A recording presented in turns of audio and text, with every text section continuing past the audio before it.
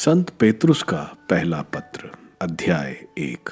अभिवादन। ईसा मसीह के प्रेरित पेतरुस का यह पत्र ईश्वर के उन बिखरे हुए कृपा पात्रों के नाम है जो पोंटुस, गलीतिया, कप्पदूकिया, एशिया तथा बिथुनिया में परदेशियों की तरह रहते हैं, जो पिता परमेश्वर के विधान के अनुसार बुलाए और आत्मा के द्वारा पवित्र किए गए हैं, जिससे वे ईसा मसीह की आज्ञा का पालन करें और उनके रक्त से अभिसंचित हो।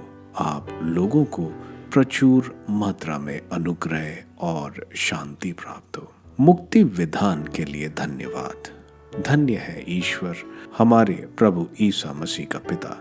मृतकों में से ईसा मसीह के पुनरुत्थान द्वारा उसने अपनी महती दया से हमें जीवंत आशा से परिपूर्ण नवजीवन प्रदान किया। आप लोगों के लिए जो विरासत स्वर्ग में रखी हुई है वह अक्षय, अदूषित तथा अविनाशी है। आपके विश्वास के कारण ईश्वर का सामर्थ्य आपको उस मुक्ति के लिए सुरक्षित रखता है जो अभी से प्रस्तुत है और समय के अंत में प्रकट होने वाला है।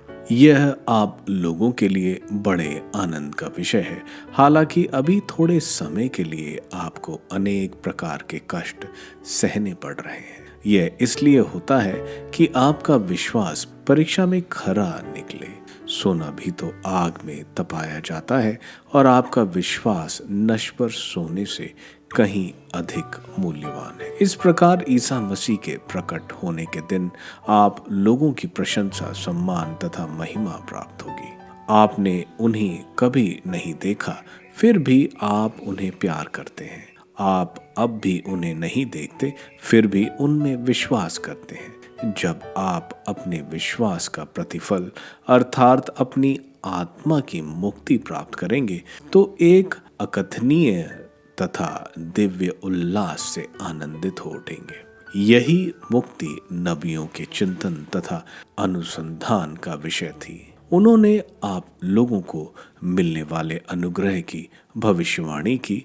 उनमें मसीह का आत्मा विद्यमान था और वह मसीह के दुख भोग तथा इसके बाद आने वाले महिमा की भविष्यवाणी करता था।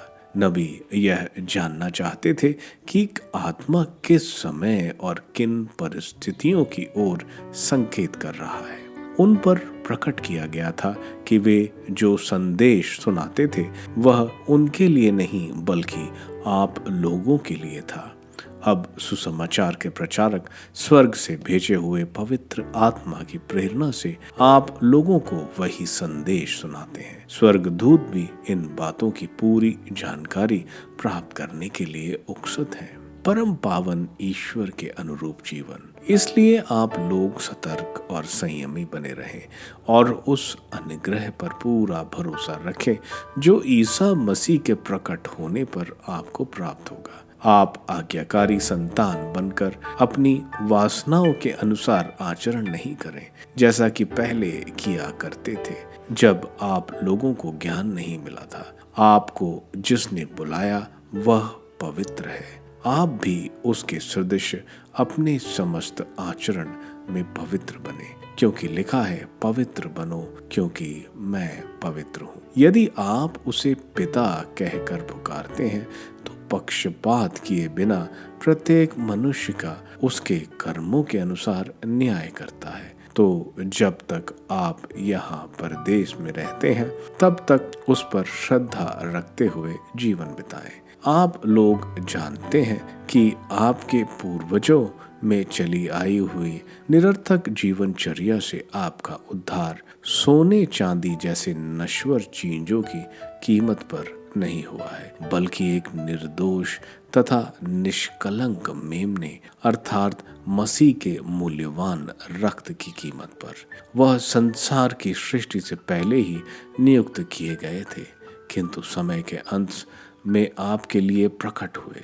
आप लोग अब उन्हीं के द्वारा ईश्वर में विश्वास करते हैं। ईश्वर ने उन्हें मृतकों में से जिलाया और महिमान्वित किया। इसलिए आपका विश्वास और आपका भरोसा ईश्वर पर आधारित है। निष्कपट भातृ प्रेम। आप लोगों ने आज्ञाकारी बनकर सत्य को स्वीकार किया और इस प्रकार अपनी आत्माओं को पवित्र कर लिया है। इसलिए अब आप लोगों को निष्कपट भातृभाव, सारे हृदय और सच्ची लगन से एक दूसरे को प्यार करना चाहिए। आपने दोबारा जन्म लिया है। आप लोगों का यह जन्म नश्वर जीवन तत्व से नहीं बल्कि ईश्वर के जीवंत एवं शाश्वत वचन से हुआ है, क्योंकि लिखा है, समस्त शरीरधारी घास के सदृश हैं और उनका सौंदर्य घास के फूल की तरह। घास मुरझाती है और फूल झड़ता है, किंतु ईश्वर का वचन युग युगों तक बना रहता है। और यह वचन वह सुसमाचार है जो आपको सुनाया गया है।